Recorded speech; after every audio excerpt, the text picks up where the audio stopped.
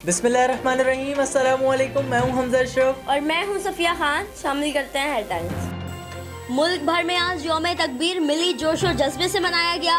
22 साल कबल पाकिस्तान में चाकी के मकाम पर एटमी धमाके किए गए। 28 मई 1998 को पाकिस्तान दुनिया की 7वीं और इस्लामी ममालिक की पहली एटमी ताकत बना।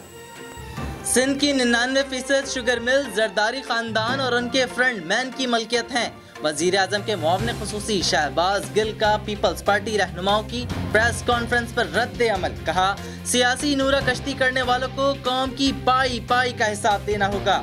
PTI के रुकने सिंध असेंबली खुर्रम शेर जमान बोले, पीपल्स पार्टी आसिफ अली जरदारी की शुगर मिल्स का हिसाब दें। पीपल्स पार्टी के वज़रा बताएं कि सिंध हुकूमत ने पिछले 12 सालों में कितनी शुगर मिल्स पर जबरदस्ती कब्जा किया गया। मजीद बोले, सिंध हुकूमत अगर लॉकडाउन में इजाफा करेगी तो मुखालफत करेंगे। वज़ीर आज़म की माजी के तैयारा हादसा की तहकीकाती रिपोर्ट पब्लिक करने की हिदायत। इमरान खान की ज़ेर सदारत कराची तैयारा हादसे पर इजलास। वज़ीर आज़म का जुनैद जमशेद हादसा और तहकीकाती रिपोर्ट भी जल्द पब्लिक करने का हुक्म। सिविल एविएशन हुकाम की जुनैद जमशेद तैयारा हादसा रिपोर्ट जुलाई में पब्लिक करने की यकीन दहानी। वज़ीर आज़म की शोहदा के खानदानों को हर मुमकिन सहूलत और मुआवजा अदा करने की हिदायत। बोले, रिपोर्ट पब्लिक होंगी तो आइंदा के लिए मौसर इकदाम हो सकेंगे।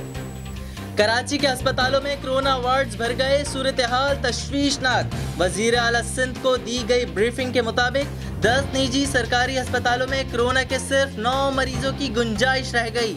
सूबे में कोरोना वायरस के शिकार 235 मरीजों की हालत तशवीशनाक है। साथ ही वजीर आला सिंध ने 200 वेंटिलेटर्स का बंदोबस्त करने की हिदायत कर दी। सिंध हुकूमत ने चीनी इंक्वायरी कमीशन की रिपोर्ट पर सवालात उठा दिए। वज़ीर आज़म से भी तहकीकात का मुतालबा। कराची में पीपल्स पार्टी रहनुमाओं की प्रेस कॉन्फ्रेंस। मुर्तज़ा वहाब ने कहा, चीनी एक्सपोर्ट करने की इजाज़त वज़ीर आज़म ने दी, रिपोर्ट में उनका नाम कहीं भी नहीं। चीनी इंक्वायरी कमीशन ने वज़ीर आला सिंध को ना नोटिस भेजा, ना ही कोई सवालनामा दिया। सूबाई वज़ीर नासिर हुसैन शाह ने कहा कि इंक्वायरी कमीशन की रिपोर्ट को ओमनी ग्रुप में से मिलाया जा रहा है। दरामदात और बरामदात का इख्तियार किसी सूबाई हुकूमत के पास नहीं। सिंध में 31 मई तक लॉकडाउन के पुराने औकात बहाल। मार्केटें और दुकानें सुबह 8 बजे से शाम 5 बजे तक खुली रहेंगी। कल बरोज़े जुम्मा दोपहर 12 बजे से 3 बजे तक सख्त लॉकडाउन होगा। SOPs के मुताबिक नमाज जुम्मा अदा कर सकेंगे।